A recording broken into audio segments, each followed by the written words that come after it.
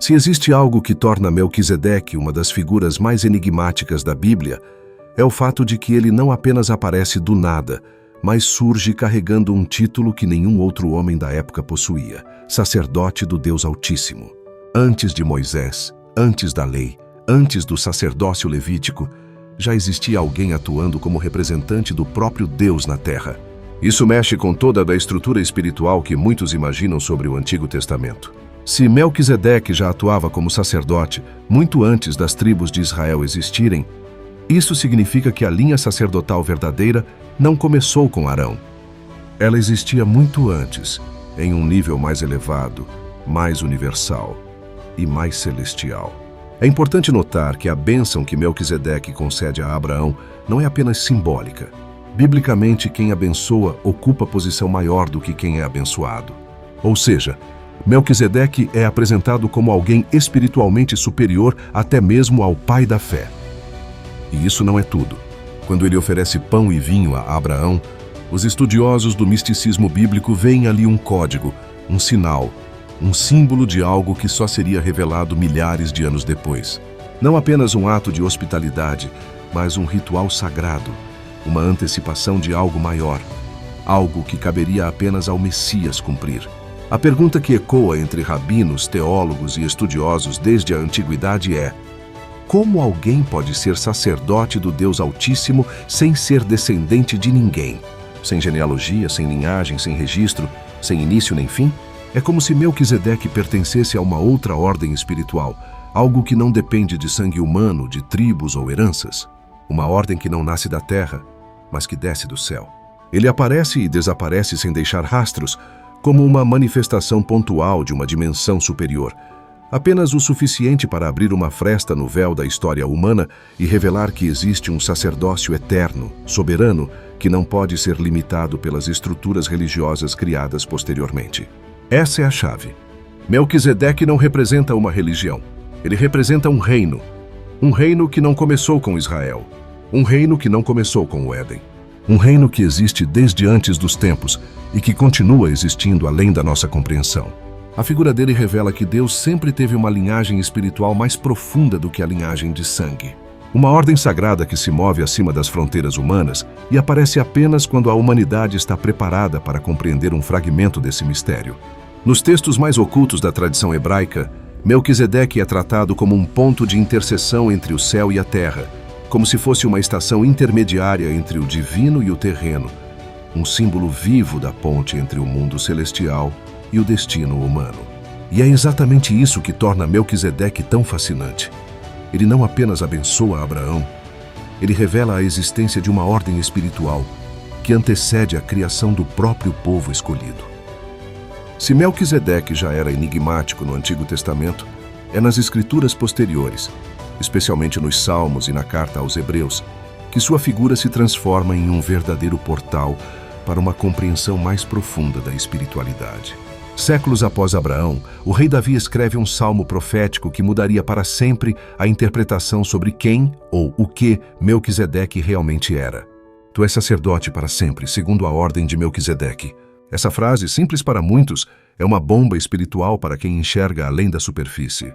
Ela afirma o surgimento de um sacerdócio eterno, superior ao sacerdócio levítico e totalmente desvinculado da linhagem sanguínea humana. Mas a verdadeira revelação só acontece no Novo Testamento, quando o autor da carta aos Hebreus afirma algo chocante. Jesus Cristo não é sacerdote da linhagem de Arão, mas da ordem de Melquisedeque.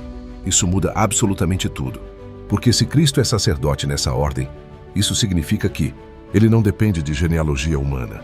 Seu sacerdócio não começou no nascimento, mas existe antes de todos os tempos. Sua autoridade espiritual não é terrena, mas celestial. Sua função como mediador entre Deus e a humanidade não pertence ao Templo de Jerusalém, mas a uma dimensão superior.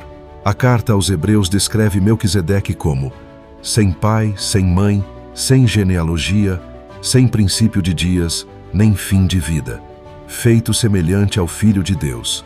Hebreus 7. Essas palavras não podem ser lidas de forma literal apenas. Elas apontam para uma natureza que ultrapassa o humano. Não se trata apenas de um rei justo. Não se trata apenas de um sacerdote sábio. Melquisedeque é apresentado como uma manifestação pré-encarnada de Cristo, ou, como muitos estudiosos místicos gostam de dizer, um ser da ordem celestial que atuava na terra quando a humanidade ainda tateava no escuro. Em Hebreus, Cristo é comparado a Melquisedeque não por causa de sangue, mas por causa de origem. E origem é destino. O texto bíblico sugere que a missão de Jesus na terra é a continuação de uma obra que começou muito antes de Belém, muito antes do templo, muito antes da própria religião organizada. A ordem de Melquisedeque representa um sacerdócio eterno, imortal, espiritual. E é nessa ordem que o Cristo opera, não apenas como mestre, mas como ponte viva entre o divino e o humano. Por isso Melquisedeque aparece apenas brevemente no Gênesis, mas explode em significado milhares de anos depois. Ele é uma chave, uma pista, um código ancestral plantado no texto bíblico, esperando pacientemente que as gerações futuras estivessem prontas para decifrar. Se Melquisedeque é o sacerdote eterno, então Cristo é o cumprimento desse sacerdócio. E isso revela uma dimensão da espiritualidade cristã que foi ofuscada por séculos. A ideia de que existe um caminho espiritual eterno que passa pela humanidade, mas não se origina nela. Se há um ponto onde o mistério de Melquisedeque se torna ainda mais intenso, é aqui, na ideia de que seu sacerdócio não apenas existiu, mas nunca terminou. Ao contrário dos sacerdotes levitas, que morriam e precisavam ser substituídos por seus descendentes, o sacerdócio de Melquisedeque é descrito como eterno, imutável, não transmitido por sangue. Ele não depende de genealogia, não depende de rituais terrenos, não depende de templo. É como uma faixa vibracional, um estado de consciência, ou uma função espiritual ativa no cosmos, disponível a quem alcança determinado nível de alinhamento. Isso muda tudo, pois se o sacerdócio de Melquisedeque continua existindo, significa que ele não é apenas uma figura do passado, mas uma realidade viva, operante, que atua silenciosamente na evolução humana. E aqui entramos numa zona onde teologia, misticismo e esoterismo se encontram. Há a ideia do sacerdote cósmico.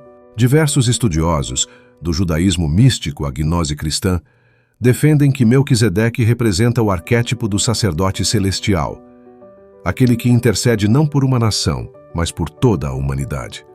Ele seria o ponto de contato entre o humano e o divino antes mesmo do surgimento das religiões organizadas. Um ser que guarda uma sabedoria primordial, pré-histórica, anterior à queda das tradições.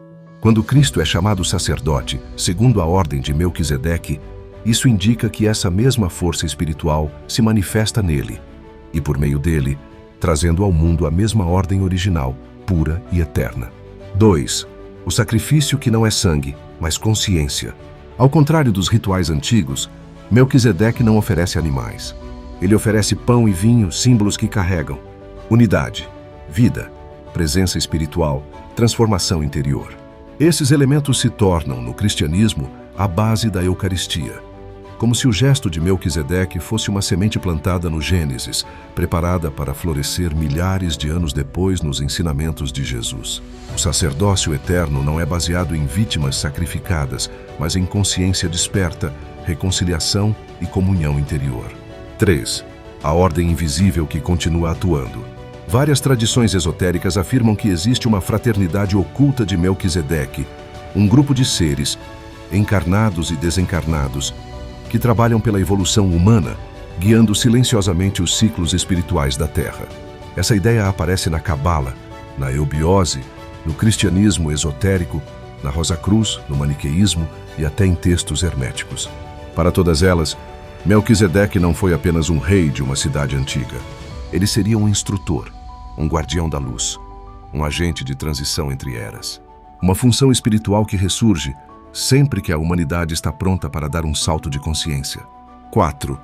O elo que liga Gênesis ao Apocalipse. Melquisedeque aparece no início da Bíblia, e Cristo, ligado a ele, aparece ao final, como se a narrativa espiritual humana fosse um círculo que se fecha.